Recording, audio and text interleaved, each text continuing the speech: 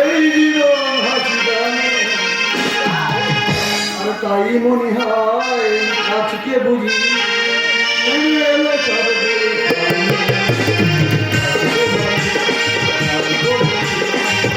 এই জীবন হাসিদানে তাই মনে হয় আজকে বুঝি এলো সবে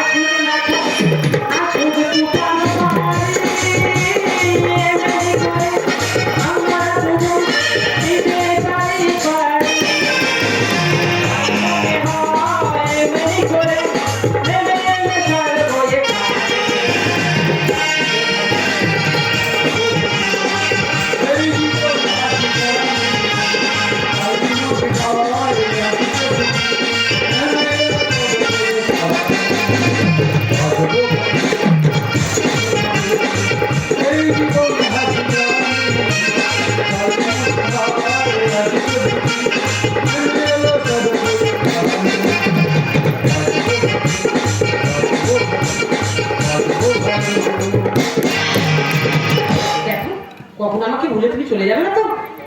তোমাকে আমি ভুলতে পারি শ্যামলী? তোমাকে আমি ভালোবাসা করে বিয়ে করেছি, যত অপমান করুন আমি তোমাকেই ভালোবেসেছি আর ভালোবেসেই যাবো। আমার না খুব ভয় করে। তোমার মামা কি যেভাবে উঠতে পারতে কথা বলে না, মাঝে মাঝে ভয় করে তুমি না কোনো একদিন যদি তুমি আমাকে ছেড়ে চলে যাও না, আমি যাবো না গো, আমি যাবো না। তুমি তোমার মুখের দিকে তাকিয়ে আমি আছি। হ্যাঁ বলো না, তুই জানি না তোর ফোন আসবে? হ্যাঁ বলতে আসবে। ফোনে শুনেছিস? হ্যাঁ বোনের তো ডেলিভারি অবস্থা আমি জানি।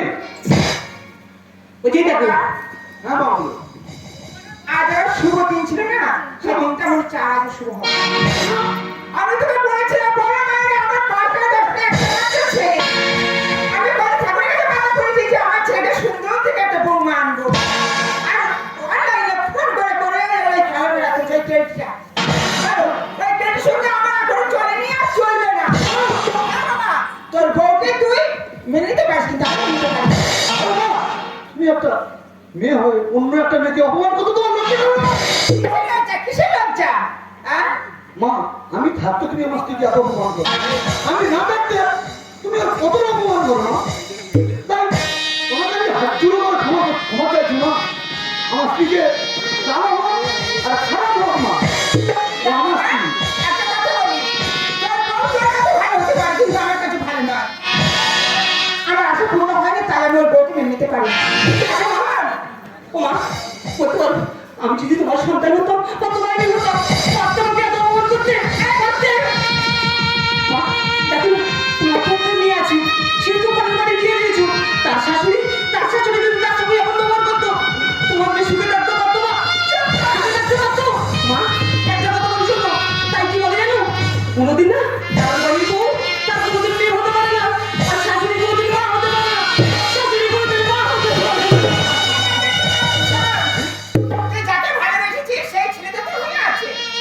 মার সঙ্গে থাকার না থাকার না বলি তার না বলি, সব একটা কথা বলি। হ্যাঁ মা বল। তোর বউকে 10 মাস করে যাচ্ছে, সে তো অদ্ভুত অবস্থা। সেটা তার দেখা হতে কি হবে, সেখানে আসলে আমি তাকে দেখবো। ঠিক আছে। আসল বলি, তোর বোন যে ঘরে থাকবে না, সেই ঘরে আসলে তোর বউকে না যা।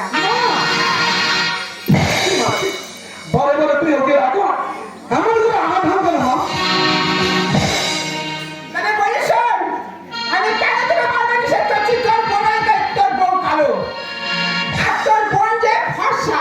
তোর বোন যদি আসে না, তোর বোনের ওই যে বাড়িতে বাচ্চা যদি ওই কেটের মুখ দেখে, তোর বোনের ওই বাচ্চাটা না সে কালো হয়ে যাবে। ঠিক আছে মা, ঠিক আছে তুমি যাও, আমি যাচ্ছি। আর আমি শ্যামলীকে বলে দিচ্ছি ও যাতে না বোনের ঘরের আশেপাশে না। সেই কথা যেন মনে থাকে। হ্যাঁ মা, আমি ঠিক বলে দেবো। ঠিক আছে, আমি আসি। একদিকে মা আর অন্যদিকে স্ত্রী, কোথায় যাবো? আচ্ছা আমরা বলবো কাকে ফেলে দেবো?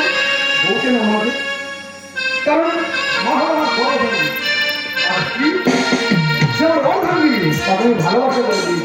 দেখি এর মনের অবস্থাটা।